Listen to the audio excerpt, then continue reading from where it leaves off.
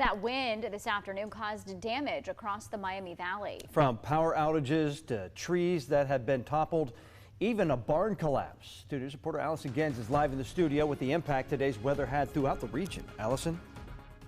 John Brook utility crews were busy cleaning up this afternoon, and for the people out responding in windy conditions, it makes their job a little more challenging. Powerful winds hit the Miami Valley, bringing down trees and leaving thousands without power.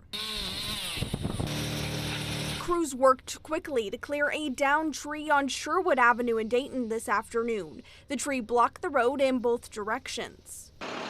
It was all hands on deck for AES Ohio. These AES crews were seen in a Washington Township neighborhood. The utility company was prepared for today's strong winds. A couple days before this wind event was supposed to hit our service territory, we mobilized our storm team. This afternoon, more than 7,000 AES customers were without power throughout the region. Marianne Cable with AES says most of the outages were caused by downed limbs, trees, or power lines.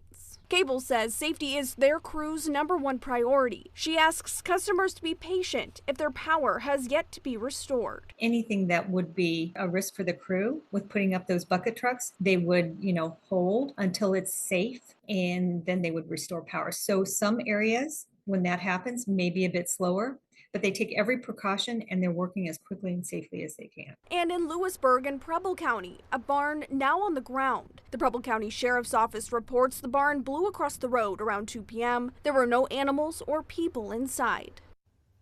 And Marianne Cable with AES says today's weather is a reminder to prepare an emergency storm kit with things like flashlights, food and water, and blankets so you are prepared in case of a power outage. In the studio, Allison Gens, 2 News.